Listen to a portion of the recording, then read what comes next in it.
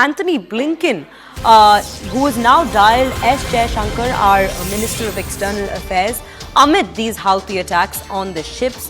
What has gone down between the two, but as long as conversation is concerned, before the attack took place, US Secretary of State Antony J. Blinken spoke today with Indian External Affairs Minister S. Jaishankar, and the Secretary and External Affairs Minister discussed the United States and India's shared concern over reckless Houthi attacks in the southern Red Sea and the Gulf of Aden, which threaten the free flow of commerce, endanger innocent mariners, and violate the international law. Now, the Secretary emphasized that the Red Sea is a major commercial corridor that facilitates international trade and welcomed increased cooperation with India in defending the freedom of navigation in the region. Now, the Secretary and the External Affairs Minister discussed the Israel-Hamas conflict as well and the efforts to prevent the conflict's escalation and increase the delivery of humanitarian aid to civilians in Gaza. The Secretary also discussed and brought up the subject of Russia's war of aggression against Ukraine, and the US State Department spokesperson Matthew Miller has given all these details out with regards to the conversation that took place between our External Affairs Minister and the US State Secretary. Currently, we have with us Abhishek Jha, who's joining us on this particular broadcast to bring us more details and context with regards to what we just discussed.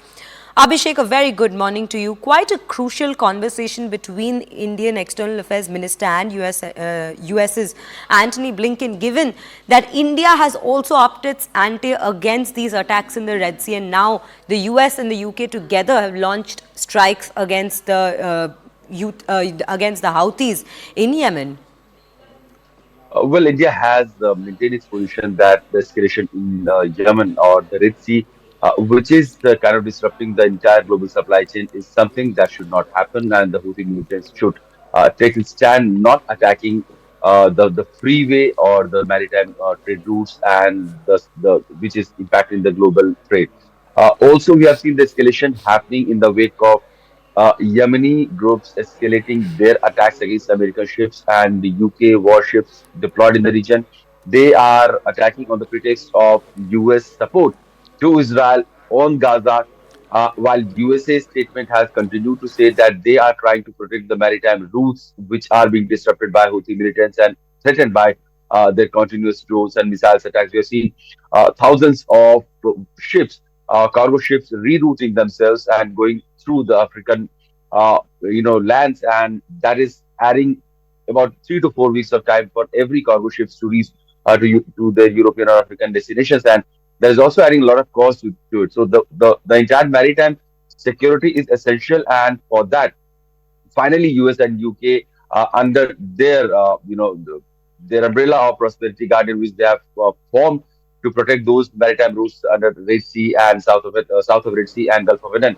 They have started attacking Houthi militant. After just 2 days ago, we had seen more than a dozen drones and missiles attacking or targeting US warships and UK warships deployed in the region. So we were expecting that any major escalation or major attack can happen from the US side also, and this is just that happened.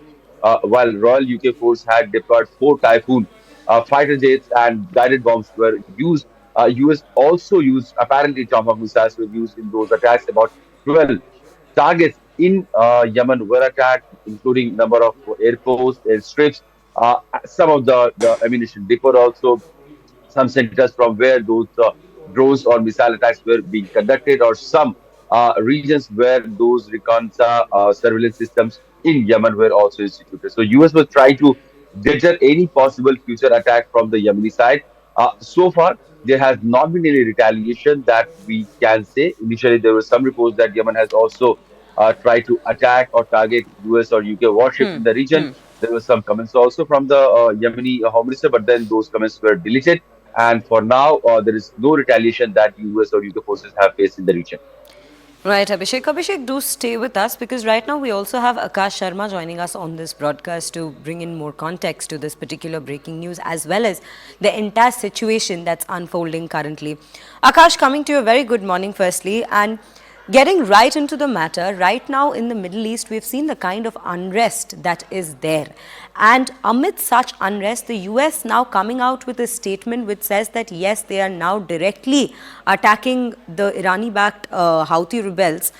What consequences will this have or play out in the geopolitics at this current point?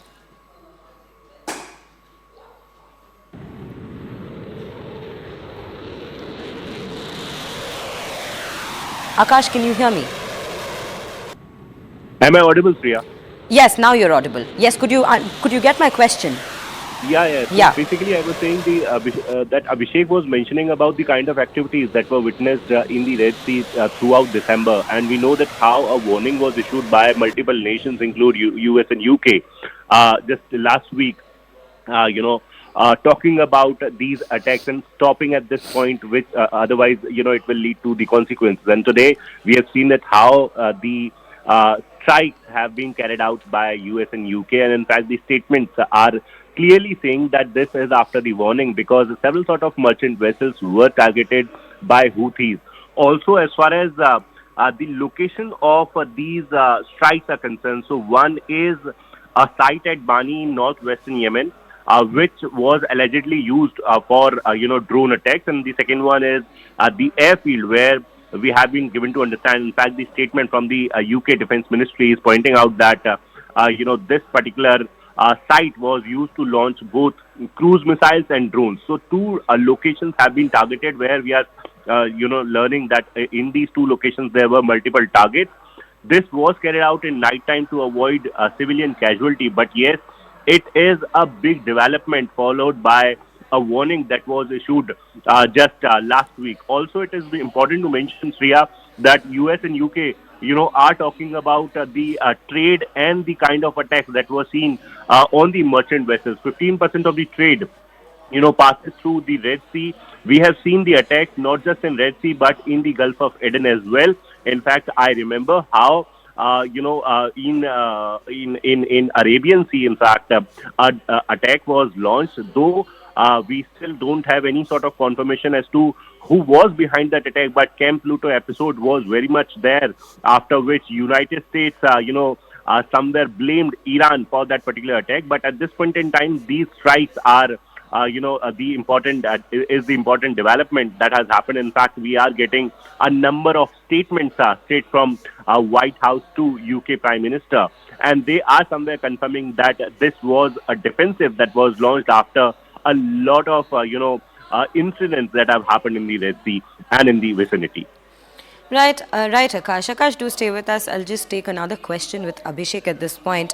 Abhishek, if firstly to you, are we looking at a possible retaliation from these Houthi rebels when it comes to these strikes against the US and the UK? Because we've been seeing the kind of attacks that have been launched against the commercial merchant vessels.